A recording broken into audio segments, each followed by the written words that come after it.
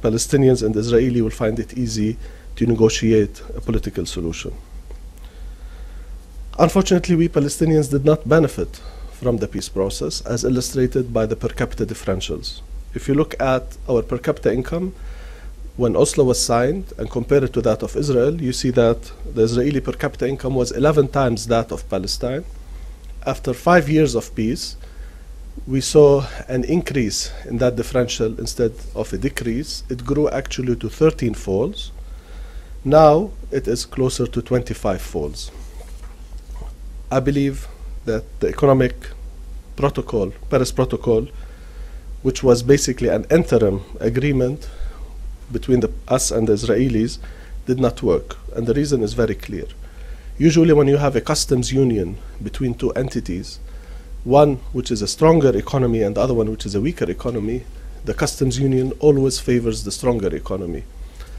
We Palestinians accepted this economic arrangement for two main reasons. Number one, maintaining the access of Palestinian labor into Israel. As you all know, we had something around 150,000 employees, daily laborers, who were crossing the border into Israel each day, getting us anywhere between $5 to $8 million on a daily basis. And the other thing is maintaining access to Palestinian products, many agricultural products and agro-industries, into Israel. In breach of the protocol, Israel started implementing major restrictions on both these issues way before the Second Intifada. By Israeli design, the economy of Palestine was always meant to be kept hostage. And of course, the list is long. We can discuss this if you would like at length in some other time. All international reports indicate very clearly that the main obstacle to Palestinian economic recovery is what is termed the closure regime, as demonstrated by restrictions of access and movement in the West Bank by around 550, 600 roadblocks, checkpoints, etc., the closure of Jerusalem and the isolation of Jerusalem from its natural surroundings, and of course the closure on the Gaza Strip.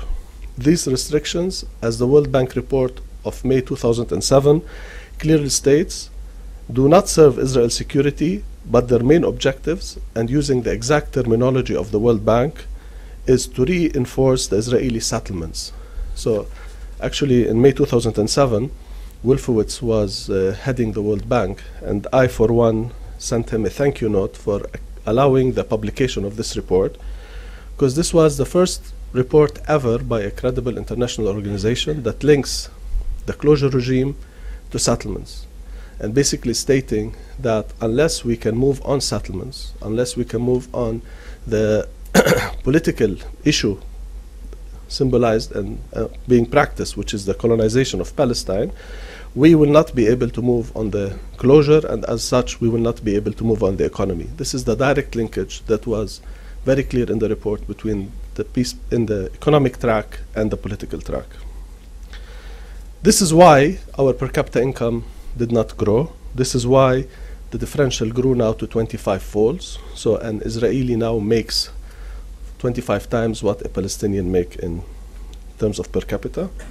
And this is why our per capita income continues to shrink. It is now 35% of what it was in 1999 due to the closure regime. The closure regime has divided Palestine into three areas. The Gaza Strip, which lives under a deadly siege. It is economically in shambles. Over 3,500 industrial establishments are closed, with very little potential for recovery under the current situation. So this is a maximum security prison. The West Bank, which is in a way a living proof of what we Palestinians, given even a small chance, what we can do to our life and to our economy, is dynamic despite of the restrictions of the occupation, and this is not unfortunately the case with the other areas. So this is a medium security prison. And then you have East Jerusalem. It has been separated by Israeli policy from its natural markets, while ensuring that it does not develop into the same levels as on the Israeli side. And this is something we will be discussing with more detail in the presentation.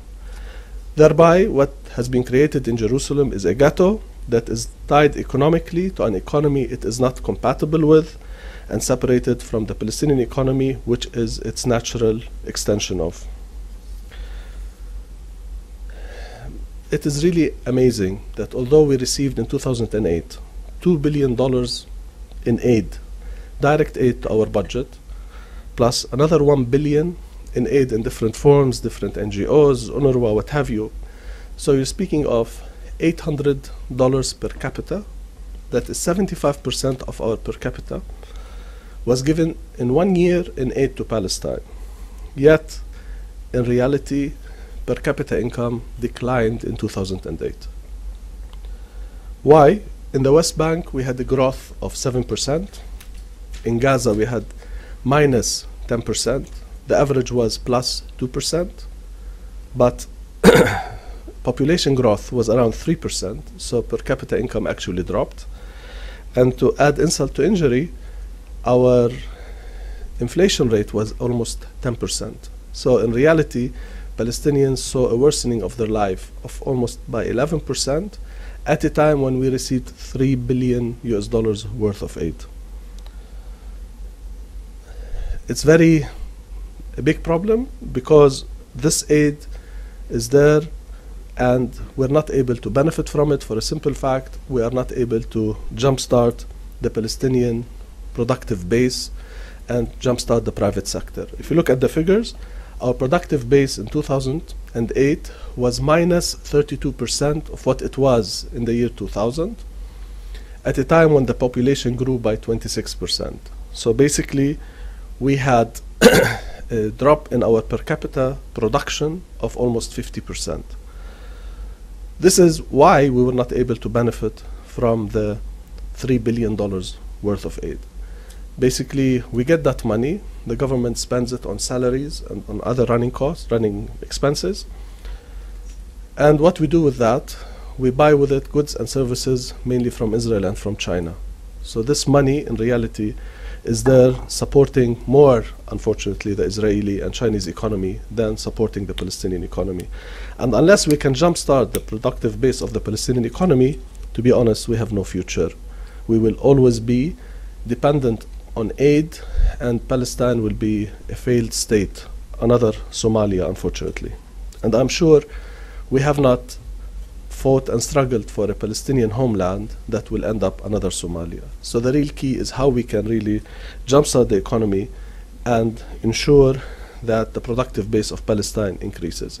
The situation now, it's as if you're trying to heat or air condition a room in the middle of the winter with all the doors and windows opened. So no matter how much you have the boiler running to heat the room, you will never get it warm enough. So we have to think of how we can jumpstart the private sector properly. Since the so-called economic peace does not address the root causes of the conflict, which is political and not economic in nature, it simply will not work. A removal of one checkpoint here or one checkpoint there will not suffice. Only dismantling the closure regime altogether in the West Bank, including East Jerusalem, and lifting the siege over Gaza while allowing territorial link between the West Bank and Gaza, will be able to alleviate the economic conditions in Palestine. We need this change as fast as possible because it is important to change the fundamentals and the playing fields if we are serious about really having peace. The siege over Gaza is both a crime and a shame. We Palestinians we were allowed up to last Thursday